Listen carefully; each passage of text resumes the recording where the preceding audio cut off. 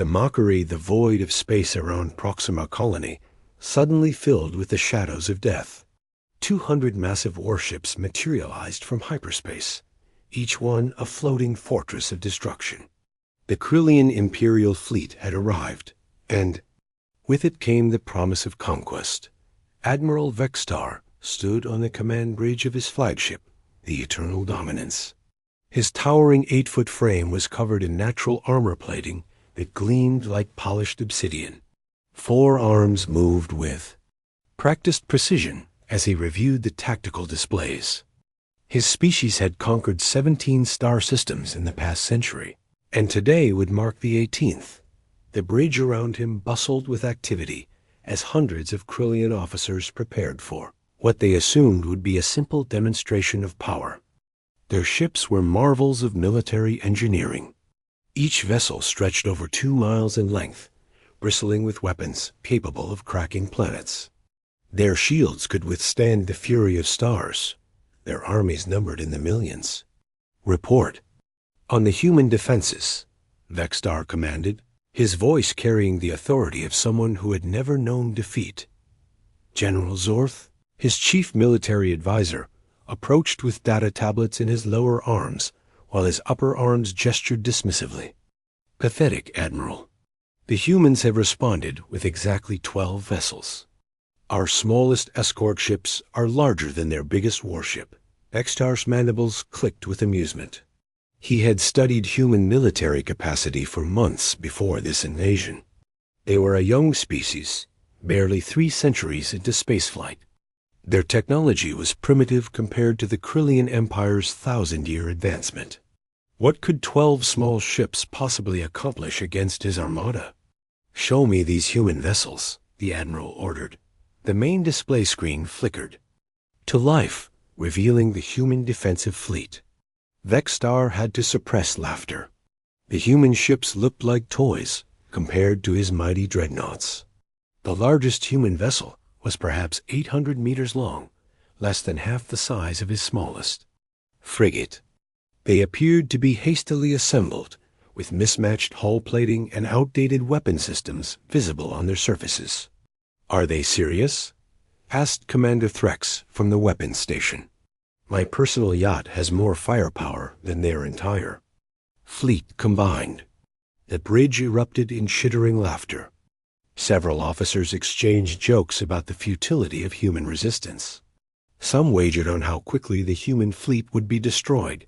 The longest estimate was 30 seconds. "Sir," reported the communications officer, "we're receiving a transmission from the human colony." "Put it through," Vextar ordered, curious to hear what desperate plea the humans would offer. The voice that emerged from the speakers was clear and steady, belonging to someone who seemed remarkably calm for facing annihilation.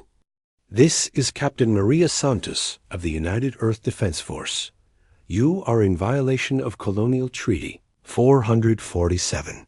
Withdraw immediately or face the consequences." The laughter on the bridge grew louder. Vextar himself couldn't contain his amusement. "Face the consequences?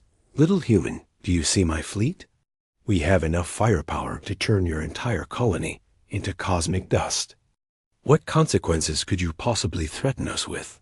There was a pause before Captain Santos responded. "You'll find out soon enough if you continue this aggressive stance. This is your final warning." "Final warning?" Vextar repeated mockingly. "General Zorth, please enlighten this brave little human about our capabilities."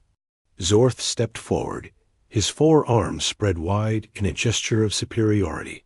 "Human Captain, you face the 19th Imperial Battle Fleet. We command 200 warships, each carrying enough weapons to sterilize a continent. Our shields can withstand nuclear bombardment. Our armies have conquered worlds with populations in the billions. Your 12 little boats are nothing more than an inconvenience. Furthermore," Zorth continued, warming to his speech, "your weapons are laughably outdated. We've analyzed your military technology. You still use chemical propellants and primitive energy weapons.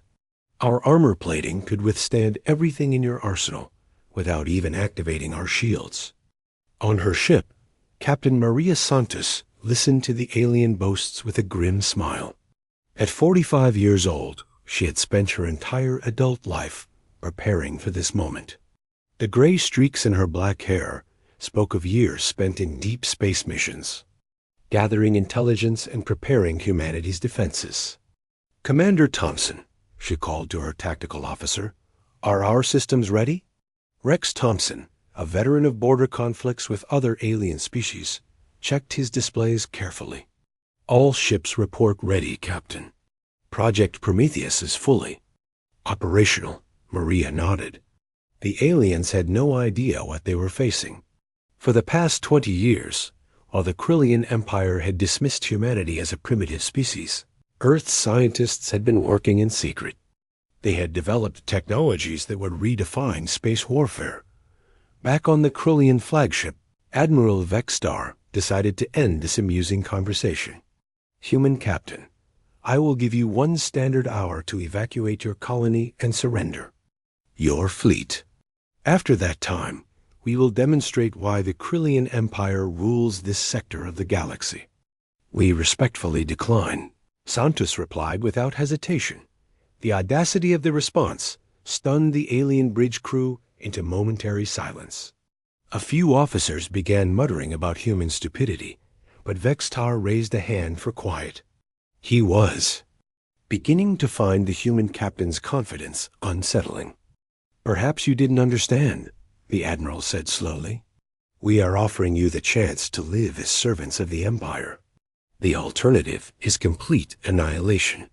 There is no third option." "Actually, there is," Santos replied. "You could leave our space and never return. But I suspect your pride won't allow that." Vextar's 4 eyes blazed with anger. How dare this insignificant creature mock him? "Very well, human. You have chosen death. When your pathetic ships are burning debris, remember that your pride killed everyone in that colony." The transmission ended, leaving the Krillian bridge in tense silence. Several officers looked uncomfortable with the human captain's unshakable confidence. What did she know that they didn't? "Sir," reported the sensor operator, "I'm detecting unusual energy readings from the human fleet." Vexstar moved to the sensor station.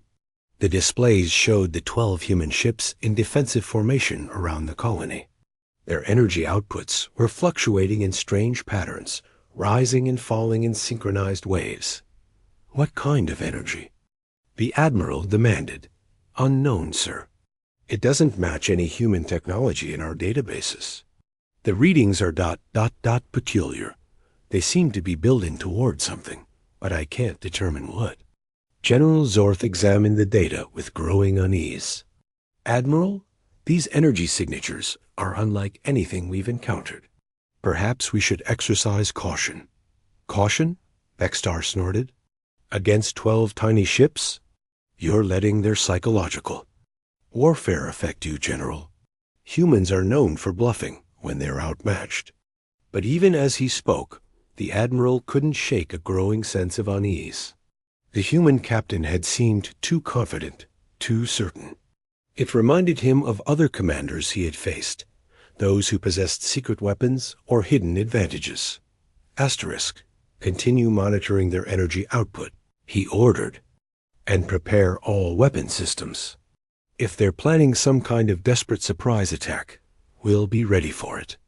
Aboard the human research vessel Archimedes, Dr. Elena Kozlov worked frantically at her control station.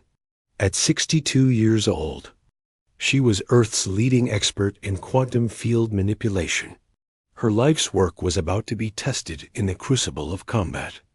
"Prometheus network is fully synchronized," she reported to Captain Santos over the communication link. "All quantum entanglement matrices are stable. We're ready to demonstrate why they shouldn't have underestimated us." The scientists weathered. Hands moved across her controls with the precision of a surgeon. Around her, displays showed the intricate quantum connections between all 12 human ships. What appeared to be 12 separate vessels was actually a single, unified weapons system spread across multiple platforms. Dr. Kozlov, Santos's voice crackled through the cum. Are you certain about the power requirements? We'll only get one chance at this. Positive, Captain. 20 years of calculations have led to this moment. The Krillians think they understand physics, but they've never seen anything like Project Prometheus. Elena thought about her daughter, safely on Earth, and her grandson who would grow up in a galaxy where humanity was no longer considered prey. Today would change everything docked on the Krillian flagship. Alarms began sounding. The sensor operator's voice carried a note of panic as he reported, "Admiral, the human energy readings just spiked beyond our measurement capabilities. Something's happening." Vex-Tar stared at the tactical display in growing alarm. The 12 human ships were now glowing with an eerie blue light, visible even through the viewports. Space around them seemed to be bending and twisting in impossible ways. What are they doing? He demanded. Unknown, sir. Their energy output is now equivalent to a small star. This is impossible with their technology level. For the first time in his military career, Admiral Vex-Tar felt genuine fear. He had conquered worlds and faced desperate enemies before, but he had never seen anything like this. The humans had been hiding something, and he was about to discover what it was. All ships, battle stations, he commanded. Prepare to engage the enemy fleet immediately. But as his weapons powered up, Vex-Tar realized that the hour of mockery was over. The real battle was about to begin, and he was no longer certain who held the advantage. The revelation Admiral Vex-Tar's patience finally snapped. The strange energy readings from the human fleet had grown beyond all reasonable explanation, and the eerie blue glow surrounding their ships made his experienced officers nervous. It was time to end this charade with overwhelming force. All ships, open fire, he commanded. Target their largest vessel first. Show these humans what happens when insects challenge giants. The response was immediate and devastating. 200 Krillian warships unleashed their furies simultaneously. Plasma cannons that could melt asteroids fired in perfect synchronization. Energy beams capable of boiling oceans lanced through space. Missile salvos numbering in the thousands streaked toward the tiny human fleet. The barrage was so intense that space itself seemed to catch fire. Any normal fleet would have been vaporized instantly by such overwhelming firepower. The Krillian officers watched their tactical displays with satisfaction, expecting to see 12 human ships reduced to expanding clouds of superheated gas. Instead, something impossible happened. The human ships didn't die. As the massive alien bombardment struck their vessels, brilliant blue shields flared to life around each ship. But these weren't ordinary defensive screens. The energy barriers seemed to bend and twist reality itself, deflecting the alien weapons in directions that shouldn't have been possible. Report. Vex-Tar shouted over the alarms that had begun wailing across his bridge. Sir, all weapons impacts recorded, but the human vessels are still intact. His weapons officer replied in disbelief. Their shields are deflecting our fire using some kind of spatial distortion technology. Captain Maria Santos watched the alien bombardment wash harmlessly over her fleet's defenses and allowed herself a small smile. 20 years of secret development had led to this moment. The Krillians thought they understood physics, but humanity had learned to bend the rules. Dr. Kozlov, status report on Prometheus, she requested, from her position aboard the research. Vessel Archimedes. Dr. Elena Kozlov's voice carried a note of fierce pride. All quantum entanglement matrices holding steady, Captain. The spatial fold generators are performing exactly as calculated. We are ready to demonstrate what human ingenuity can accomplish.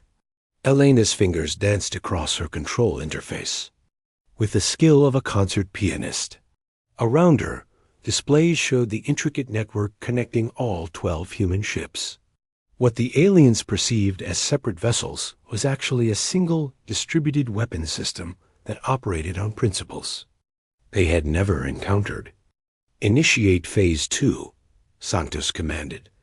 Across the human fleet, systems that had been charging for the past hour finally reached full power. The blue glow surrounding each ship intensified, and space around them began to ripple like water disturbed by stones. Admiral Vextar stared at his tactical displays in growing horror. His sensors were reporting impossible readings from the human fleet. According to his instruments, the 12 small ships were somehow generating gravitational anomalies, bending spacetime in localized areas. How are they doing this? He demanded of his science officer. "Unknown, Admiral. Our databases contain no record of any species developing this level of spatial manipulation technology. The power requirements alone should be beyond their capabilities." The answer came in the form of action rather than explanation. The human ships suddenly moved in perfect synchronization, not through normal propulsion, but by folding space around themselves. In the span of seconds, they had repositioned throughout the Krillian formation, appearing between the massive alien vessels like ghosts materializing from another dimension. "They're inside our formation," General Zorth shouted in alarm. How did they move so quickly? But speed wasn't the most terrifying aspect of what the humans had just accomplished. Each of the 12 small ships had positioned itself next to a crucial Krillian vessel, command ships, carriers, and strategic support platforms. The aliens suddenly realized they were facing an enemy that had studied their tactics and formation patterns with meticulous care. Santos's voice carried across all communication channels, calm and authoritative. "Attention, Krillian fleet. You have exactly 1 minute to power down your weapons and prepare to receive our terms for your withdrawal from human space." The alien bridge erupted in indignant chittering. Several officers demanded immediate retaliation, but Vextar noticed that his tactical officer had gone very quiet, studying his displays with increasing alarm. "What is it?" the Admiral demanded. "Sir, the human ships aren't just positioned randomly. They've placed themselves at optimal firing positions to target our most critical systems. If they have weapons that match their defensive capabilities." The implications hit Vextar like a physical blow. The humans hadn't just survived his bombardment. They had used it as cover to execute a strategic maneuver that put his entire fleet at risk. This wasn't the desperate gambit of a primitive species. This was the calculated precision of an advanced military force. "Time's up," Captain Santos announced. The human counterattack began with surgical precision. Instead of the massive energy discharges the Krillians expected, the human weapons fired narrow beams of what appeared to be concentrated gravitational force. These beams punched through Krillian shields as if they didn't exist, targeting specific systems with devastating accuracy. Asterisk, the first target was the Krillian flagship's main weapons array. The gravitational beam didn't destroy the weapons so much as it convinced space itself that the weapons occupied the same coordinates as empty vacuum. The massive plasma cannons simply ceased to exist, leaving behind perfectly smooth gaps in the ship's hull dot across the alien fleet. Similar attacks struck with clockwork precision. Command bridges lost their communication arrays. Engine rooms found their power cores relocated to different dimensions. Weapon systems discovered they no longer had any connection to their ship's power supplies. "They're not trying to destroy U.S., General Zorth realized with growing horror. "They're systematically disabling our ability to fight back." Dr. Kozlov's voice carried across the human fleet's internal communication network, filled with the satisfaction of vindicated research. "Prometheus Phase 3 activated. Quantum entanglement weapons fully operational. Targets acquired on all priority systems." What the aliens were witnessing was the result of 2 decades of intensive research into quantum field manipulation. The human scientists had discovered that by creating quantum-entangled pairs of particles and then separating them across vast distances, they could effectively teleport matter from one location to another. When applied to warfare, this meant they could remove enemy weapons and systems without actually destroying the ships themselves. Admiral Vextar watched his mighty fleet being systematically neutered by an enemy he had dismissed as primitive. Insects. His ships weren't being destroyed. They were being edited, their most dangerous capabilities simply removed from existence. "Sir, we've lost weapons on 60% of our vessels," his tactical officer reported. "The humans are targeting command and control systems next." "How are they doing this?" Vextar demanded of his science officer. "They appear to be using some form of quantum manipulation technology, Admiral. They're not destroying our systems. They're relocating them to different dimensional coordinates. It's theoretically impossible with any known science. But impossible or not, it was happening. The human fleet, outnumbered more than 16 to 1, was defeating the mighty Krillian armada through the application of scientific principles that the aliens didn't even understand. Captain Santos opened a communication channel to the alien flagship. "Admiral Vextar, I believe you're beginning to understand that you've made some incorrect assumptions about human capabilities." Vextar's pride warred with the evidence of his senses. His fleet was being systematically defeated by 12 small ships crewed by a species he had considered inferior. "What do you want?" he asked through gritted mandibles. "Simple," Santos replied. "Immediate withdrawal from all human space. Cessation of aggressive actions against human colonies. And a formal acknowledgement that humanity is not to be considered prey." The alien admiral looked around his bridge at officers who had believed themselves invincible just hours earlier.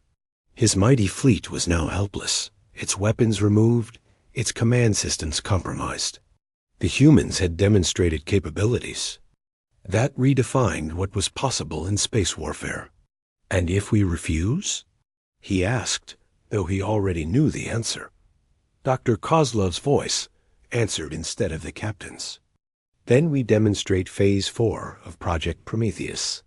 So far, we've only relocated your weapons and systems. We could just as easily relocate your life support systems, your crew quarters, or your bridge sections. The choice is yours." The threat was delivered with scientific precision rather than military bluster, which somehow made it more terrifying. These humans weren't driven by hatred or conquest. They were simply demonstrating the logical applications of superior technology. Admiral Vextar realized that his species had made a fundamental error. They had assumed that military might was measured only in ship size and weapon power. The humans had instead focused on scientific advancement and strategic thinking. The result was a complete reversal of what should have been an easy conquest.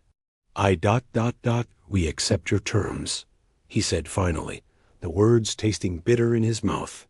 "Excellent," Captain Santos replied. "Your fleet will be escorted to the edge of human space. Any attempt to return with hostile intent will result in the immediate activation of Prometheus countermeasures. We trust this demonstration has been educational." As the Krillian fleet began its humiliating withdrawal, General Zorth approached, his admiral with a question that would haunt the alien military for years to come. "Sir, how long do you think they've been preparing for this encounter?" Vextar looked at the tactical display, showing his once mighty fleet now limping away from human space, escorted by 12 ships that had redefined the balance of power in the galaxy. "Long enough," he replied quietly. "Long enough." The humans had taught the Krillian Empire a lesson that would resonate throughout the galaxy. Never underestimate an opponent simply because they appear smaller or less advanced. Sometimes the greatest victories come not from brute force, but from the application of superior intelligence and careful preparation. In the aftermath of what would become known as the Proxima Incident, Humanity's reputation throughout the galaxy changed overnight. No longer were they seen as a primitive species ripe for conquest. Instead, they became known as the small beings who had turned advanced physics into the ultimate equalizer. And in research labs across human space, Dr. Elena Kozlov and her colleagues began working on Phase 5 of Project Prometheus because they knew that today's victory was just the beginning of humanity's journey among the stars.